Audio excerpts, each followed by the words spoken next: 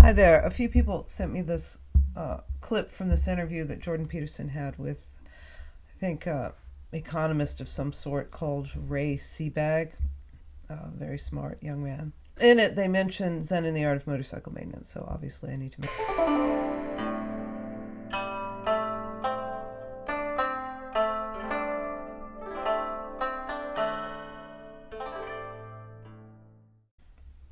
So the levels as such aren't discussed in Zen and the Art of Motorcycle Maintenance. Obviously, this is something that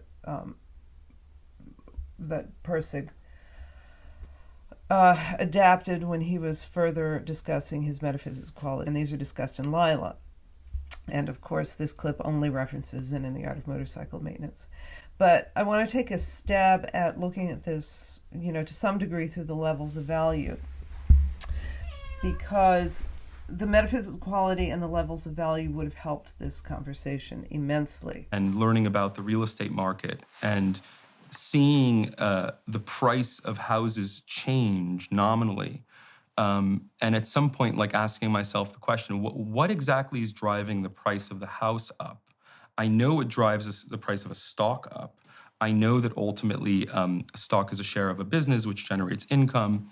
But what exactly is a house? Why is a house worth more today versus yesterday? And I remember thinking very clearly, wouldn't the house actually be decaying over time? Wouldn't it cost money to upkeep the house?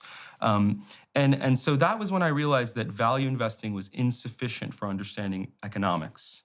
And that what I was really interested in was trying to answer certain questions I had about how the economy works in and of itself. Sebag does go back to the source. He reaches some block, let's just say, some stagnation in his intellectual system, this value system, because it can't explain why a house increases rather than decreases in value. So he goes back to the social level value system, the source of houses to begin with, to try to understand this value anew and thus revamp his intellectual system and infuse some dynamism in there. And that's good. So he does have to look at value itself, but what he really does, I think, is go back to the origin of the house, which is social, which is in the social value realm. Houses were invented to keep away low biological quality, which puts its origins back in the early social realm. And then, of course, they progress within the social realm as status symbols and other things.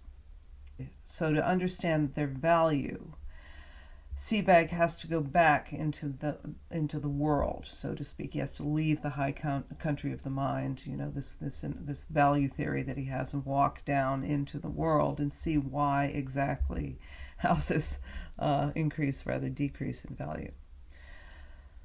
So, like I said, the levels would have helped this conversation immensely, and it's an example of why I hope Lila enters the bigger Peterson corner.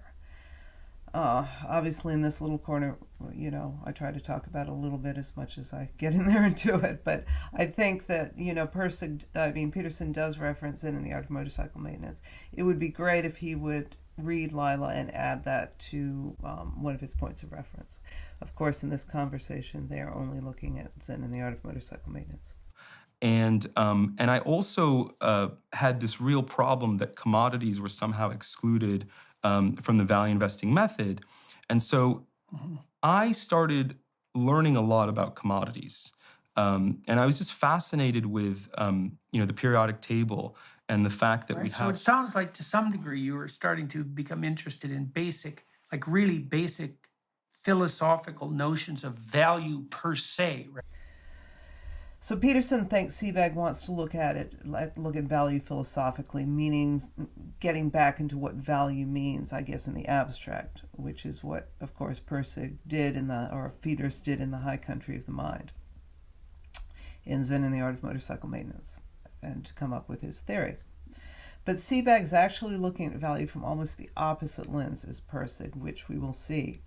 Now, in Peterson's early work, where let's just call that early work, let's just say meaning not matter, is very Persigian, but it's changed somewhat over the years, a little bit to my chagrin, and I'm going to talk about that in another video. right?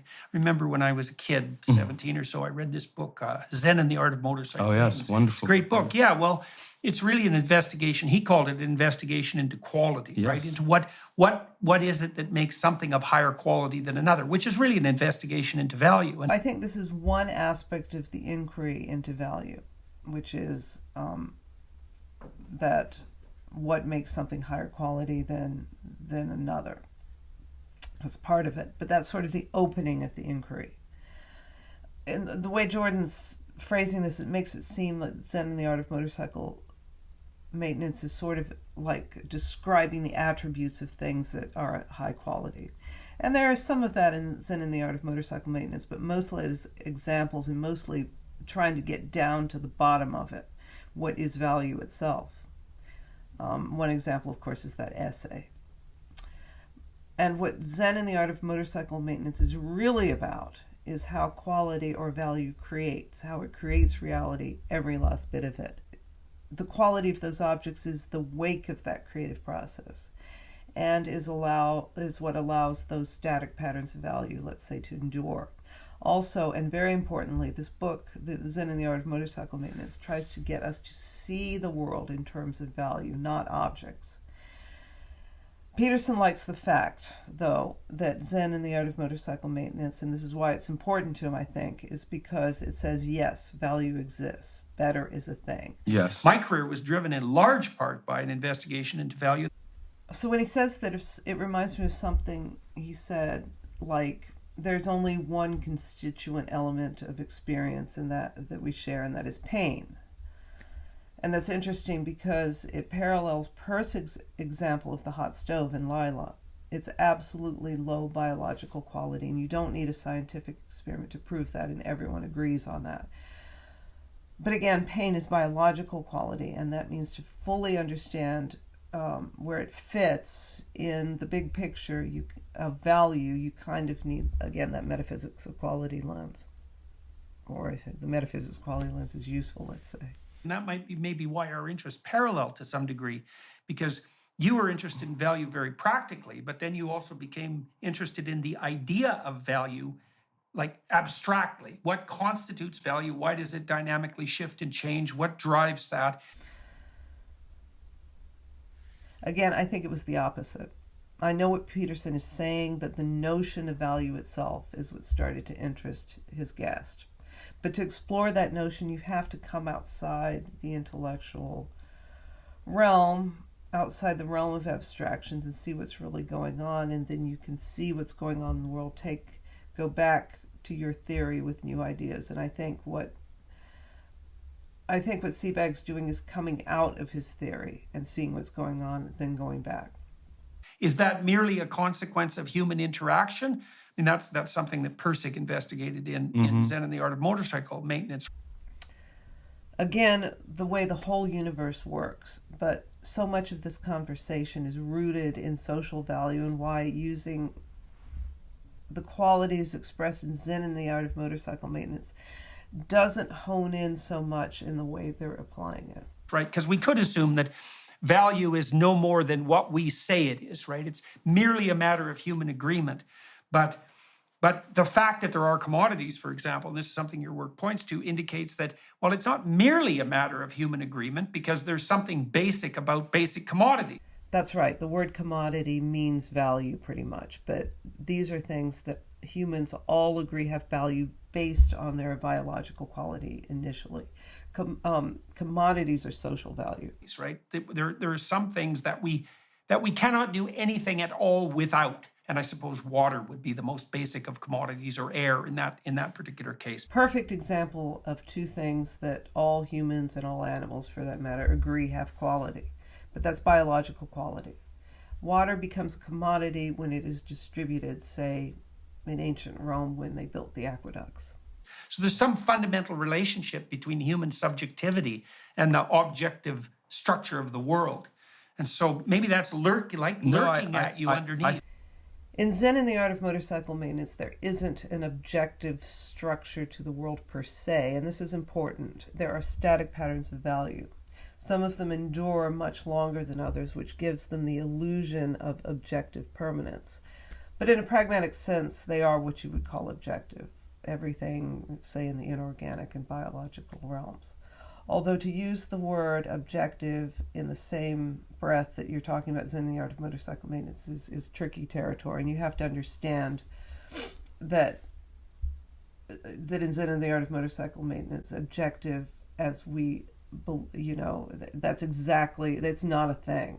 Objective in the sense that what you're talking about has a true reality, and that reality is unchanging, and if you don't see it, that has something to do with your lens, not with the thing. The thing is just there, existing, waiting for you to discover it in its true nature. Well, that certainly isn't Persig's way of seeing it. I think that's exactly what it is. I would just change. I don't love the word value. I would say I was searching for truth. And I think that there was always this inherent intuition that there is objective truth. And what I couldn't reconcile... Even in economic analysis. Absolutely. Economics is reflecting the real world. And so my issue, I think, was that the commodities were objectively true. These were real entities that were at the heart of all human activity and cooperation.